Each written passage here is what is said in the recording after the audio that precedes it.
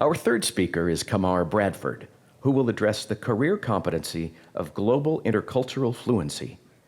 Qamar is a business specialist at the Department of Rehabilitation of the State Government of California, where he provides professional development counseling to consumers and engages employers to ensure job placement of candidates. He works in close partnerships with both employers and government agencies in order to address our diversity-rich community's needs. Both Qamar's parents served in the U.S. Navy, which brought his family to San Diego, where he pursued higher education at Grossmont College in Japanese language studies. He transferred to San Diego State University, earning his Bachelor of Arts degree in Japanese language and minoring in fine arts. Upon graduation, he taught English as a second language in Fukui and Osaka prefectures for 3 years. Upon returning to the United States, Qamar opened an art studio, QAB ProServe, at the Brokers Building Gallery, for which he now serves as the vice president.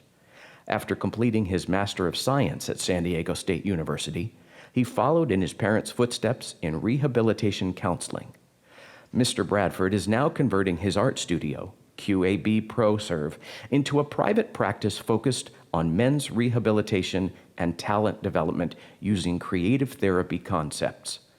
This focus was also one that Qamar researched in his thesis that addressed male rehabilitation. Please welcome Qamar to the stage.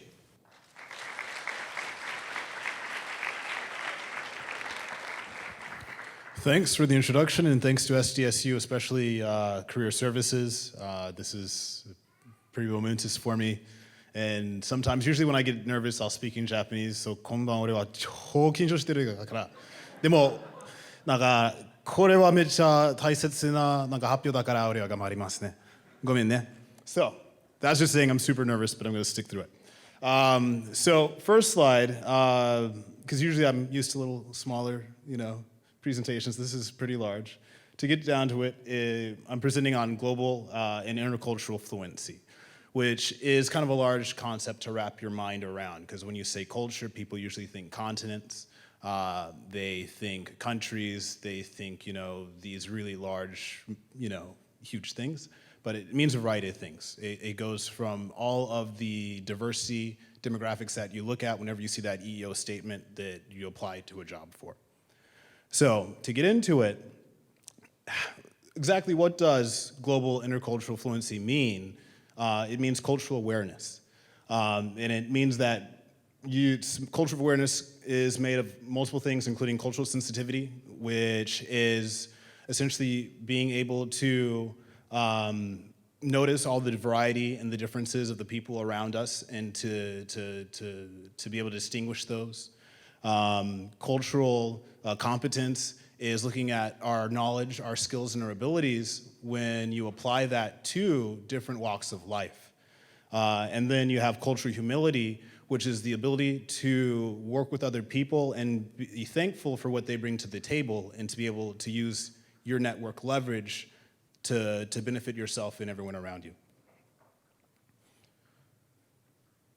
Now, when we think about culture, we have to understand that culture gives us solutions. The world has tons of challenges, and we wonder, how do we work through all these solutions? And it's culture that does this. It's culture that gives us ways of accounting that we borrow from other places, culture that gives us agriculture, culture gives us technology. And it's important to make sure that you're open to understanding that when one comes from a different walk of life, that's what they bring to the table, and that's why it's important for you to comprehend those things. So for my full-time job, I work in disability culture, which many of us aren't aware, but there is a culture too, how we have different functionings, whether it's cognitive, psychiatric, or physical. Now, it's pretty large a concept to wrap your head around, cultural awareness or global and intercultural fluency. Getting out of your comfort zone to go somewhere different or to talk to somebody who lives a different way, whether someone has quadriplegia and they're in a wheelchair or someone who speaks a different language. So it can be a challenge, but you really have to ask, is it that difficult to get out of your comfort zone and be more open-minded? But even better question is, what are the problems that we deal with if we don't? So naturally, in all of our industries, you have to deal with human resources. And in human resources, you also have, it's kind of a good way to compare it to healthcare. So just as a body, think of a business as a body can have issues with toxic work cultures or with high turnover. But in a way, it also works the same way in your own body because, if you have too many pollutants and things like that, it also leads to the development of cancers and things that harm the internal of our body. The next is if we think about the problems that we have in organizations that we work with, when you have, monopolies in market volatility in our business organizations, it's similar to how we have crop failure or, livestock decreases due to bad environments, which leads to the fact that, scarcity in food and resources. And then lastly, another problem that we have to consider is, say, in our economy. So if you think about, when you have problems with technology and you have dying industries and new methods, and then the mechanization of the workforce, which leads to having less jobs, which are both ecological and economic problems, you have to ask, what kind of future does that leave us with? Does it leave us with a future that's scary, like The Matrix or Mad Max or The Terminator? And it doesn't have to be that way.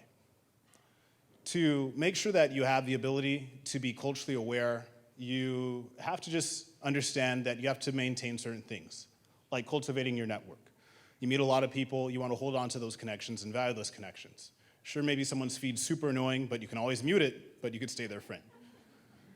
You want to make sure that you share industry methodology, so that way, yeah, you may be a professional in one place, but then the skills that you picked up, as a waiter or working at a bar or working at a restaurant or, working as a janitor, that humility, that customer service, that bedside manner carries over and applies.